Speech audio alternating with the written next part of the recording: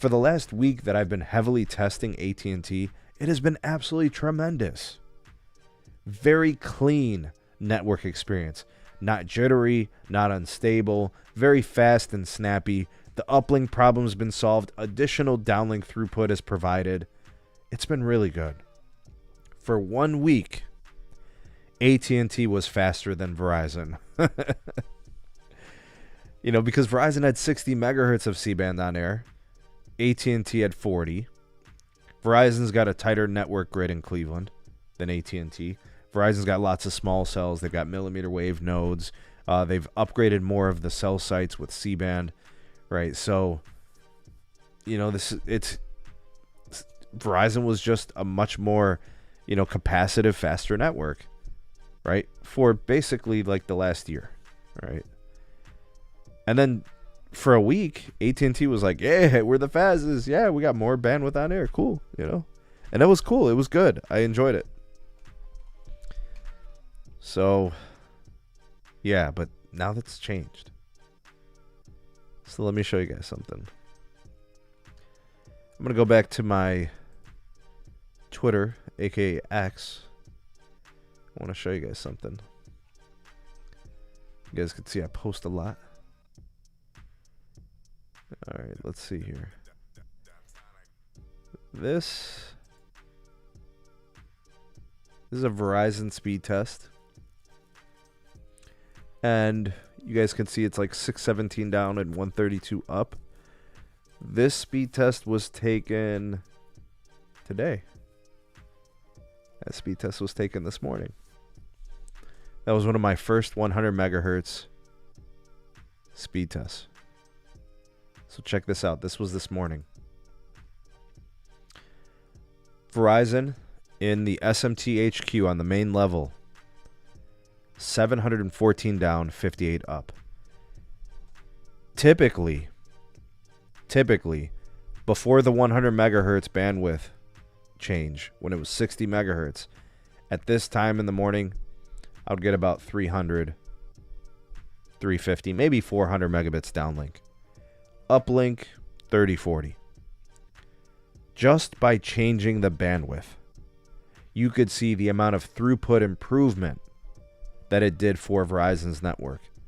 Again, I know my home, I know the spots, you know, and I was testing the days before to see how it performed so I could compare it when it happened. So in my home, the Verizon network has literally improved just by getting that bandwidth increase, the channel deepening, by about 60 to 70%. Right? When I look at certain parts where I was getting like 300 megabits, right?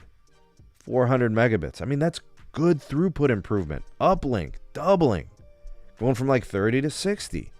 So when I first tested, I was just like, holy cow, I don't remember it being this fast here. This is the main level.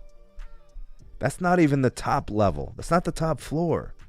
When you go to an upper level, obviously you get a cleaner signal. You get a stronger signal. So the RSRP drops. The SINR improves. And, you know, because the signal quality is better, you get more throughput. The downlink will be faster, you know, and then the uplink will be noticeably faster. Right? That's the one thing that's really important about uplink. You got to get a good clean signal. If the SINR sucks, you know, if it's noisy, you know, if the signal is weak, it degrades the possible throughput. Guys, this is the iPhone too, by the way, which is not the best for RF. This is the iPhone. If this was a Galaxy, who knows? Who knows what it would have been? I don't know. Maybe I got to get an S23 or a Fold or a Flip or something. But that was at like 6:30 this morning. And by the way, when I speed tested at 5:30, I wasn't getting this. That means the configuration and the radio retuning literally happened within that hour, which is kind of crazy. All right, so that was my story from this morning. Here's proof of how good this signal is. Or I should say this channel. Folks, the 3700 frequency C-band, when the auction happened and T-Mobile was poo-pooing all over the spectrum, they were talking about how like Verizon and AT&T were going to have to densify and need 1.5 more tower sites. Folks, look at that signal. Minus 112. I'm a mile away from the site indoors. Minus 112. Look at the SINAR. It's at 0. Usually like to see the SINAR probably closer to like 15 or 20, like for proper RF conditions. So you'd want to see the SINAR closer to like 10, 15, 20. The RSRP you'd probably want somewhere in the 80s, low 80s. So you could really see what the spectral efficiency would be and how the network would perform. But you could see what I was getting. 100 megahertz of N77 with a 20 megahertz AWS, band 66. I was getting over 700 megabits.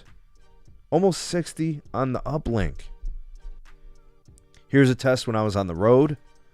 617 down, 132. That was some other site. I think that was my neighboring cell. Right over I-80. Here's a little breakfast. Right. All right. Here I was inside the bakery.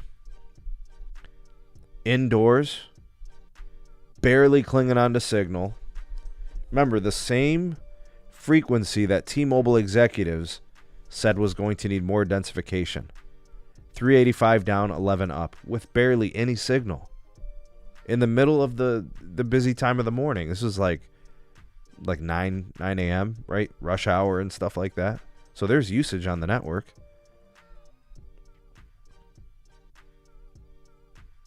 And you know what's crazy, guys? AT&T was faster than Verizon for a week. It's over. So it went like this. Verizon had 60 megahertz. AT&T had 40. AT&T clears their B block, right? So they jump up from 40 to 80. They give Verizon back their 40 from A block. Verizon needs to retune their radios. Takes about 2 weeks, a week or two. And boom, boom, boom, boom, here we are. There are different ways that you can support the SMT. One of them, obviously, is to rate the video. That helps. You interact with the content, comments and likes and shares and those things. But if you want to be more directly supportive of your content creators, the way that you do that is with supports like the Buy Me a Coffee link. You can support us that way. There's also the other, donation type supports. Really what I want to do is grow the communities within Patreon and the YouTube memberships, and more so the Patreon, because I can give you more through Patreon. So if you guys like what the YouTube channel does and you like what it offers, you're looking for a bunch of things like early access videos and additional live streams, you want more of the SMT, that's how you could do it. So I recommend checking us out on Patreon. The link is in the description. But if you don't want to do that, then you can support us lots of other ways. In the description, you've got the coffee link. You've got other stuff. There's ways to support the channel. Of course, if you need service, but you want a good value, you're sick and tired of price hikes, you're looking for a better deal, we have partnered with Mint Mobile. All right, use our partner link. It's in the description. They just increased all of the data allotments on all their plans. And they didn't touch pricing. So the 4 gig plan went to a 5 gig plan. They kept it $15.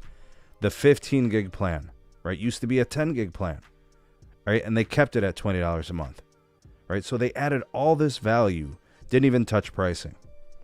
This is why we absolutely must support this company. They are doing good things.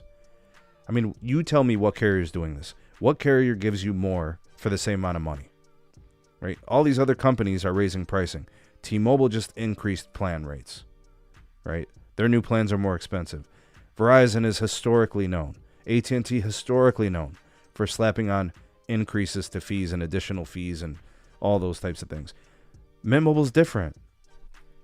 They're different. They're giving you more and they're not charging you more, right? So if you're looking for a second line, you want to try the T-Mobile network, you're looking for a better value. I can think of a dozen reasons to switch to Mint Mobile. And of course, you can port your number. You can get, phone deals. They'll look at this. Look at this one. It's here at the top, right? We're talking about 6 months of free service when you buy a phone and get their 6-month plan. So you would essentially have a year of service and a phone all on a good deal.